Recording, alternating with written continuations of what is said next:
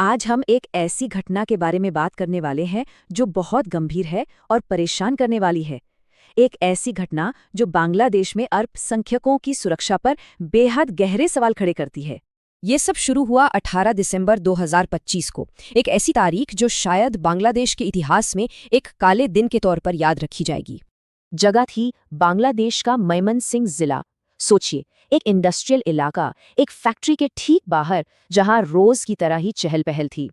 और इस पूरी कहानी के, इस भयानक हादसे के सेंटर में था एक 25 साल का नौजवान। नाम था दीपू चंद्रदास, जो बस हर रोज की तरह अपनी रोजी रोटी कमाने की कोशिश कर रहा था।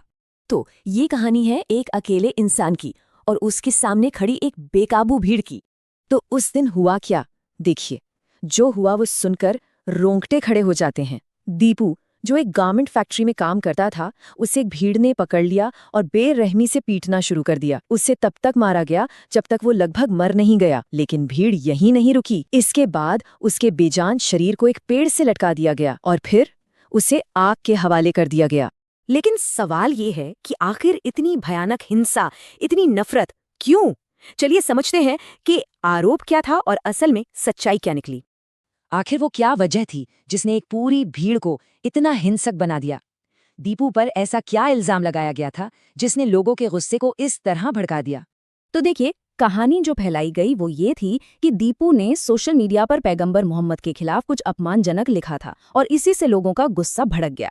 लेकिन जब रैपिड एक्शन बटालियन और लोकल पुलिस ने जांच शुरू की तो कुछ भी नहीं मिला।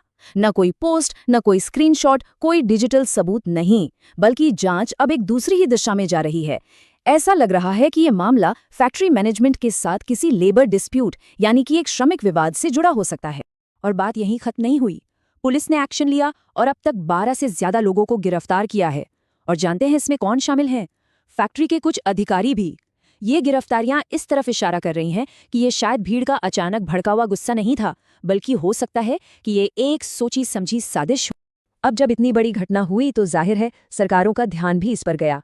बांग्लादेश की अंतरिम सरकार ने इसे एक जघन्य अपराध कहा है और एक्शन लेने का भरोसा दिया है। वहीं भारत के विदेश मंत्रालय ने भी बांग्लादेश में अल्पसंख्यकों की सुरक्षा पर अपनी गहरी चिंता जाहिर की है। लेकिन और यही बात इस पूरे मामले को और भी ज्यादा डरावना बना देती है। दीपू की कहानी अकेली नहीं है। ये जुलाई 2024 के बाद से अल्पसंख्यक समुदाय के खिलाफ हो रही हिंसा के एक बड़े और बहुत ही चिंताजनक पैटर्न का हिस्सा है। जी हाँ, ये समझना बहुत जरूरी है कि दीपू दास के साथ जो हुआ वो कोई आइसोलेटेड इंसिडेंट नहीं था, बल्कि ये एक सिलसिले की एक दुखद कड़ी है। देखिए, हिंसा का एक पूरा पैटर्न नजर आता है जो हिंदू समुदाय को निशाना बना रहा है। इसमें समुदाय के नेताओं और बुजुर्गों की हत्या, घर, दुकान और मंदिरों पर हमले शामिल हैं। महिलाओं के खिलाफ अपहरण और बलात्कार जैसे घिनौने अपराधों की भी खबरें हैं। और तो और धार्मिक गुरुओं के खिलाफ भी कानूनी कार्रवाई की जा रही है। और ये सिर्फ हवा में कही गई बातें नहीं हैं। कुछ कॉन्क्रीट उदाहरण देखिए जो रिपोर्ट्स में सामने आए हैं। 1971 के स्वतंत्रता सेनानी योगेश चंद्र रॉय और उनकी पत्नी की हत्या कर दी गई। दिनाजपुर में हिंदू नेता भवेश चंद्र की हत्या हुई। खुलना, जैसोर, रंगपुर जैसे कई इलाकों में आगजनी और लूटपाट हुई। यहाँ तक कि हिंदू संत चिन्मय कृष्ण दास पर राजद्रोह का मुकदमा तक दर्ज कर दिया गया। तो सवाल उठता है कि इस हिंसा के पीछे वजह क्या है?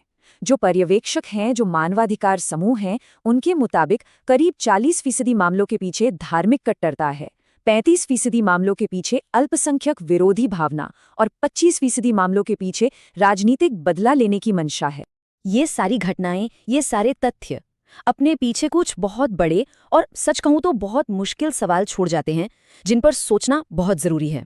सबसे पहला और सबसे सीधा सवाल, क्या दीपू चंद्र दास को और उसके परिवार को कभी न्याय मिल पाएगा, या ये केस भी बस एक फाइल बनकर रह जाएगा? और इसी से जुड़ा एक बड़ा सवाल ये भी है कि क्या भीड़ बनकर उस भीड़ की आड़ में हत्या करने वालों को कभी सजा होगी? क्या इस तरह की मॉब जस्टिस पर कभी रोक लगेगी? और फिर आता है सबसे बड़ा, सबसे परेशान करने वाला सवाल, क्या बांग्लादेश में अल्पसंख्यक होना ही अपने आप में एक गुनाह बनता जा रहा है?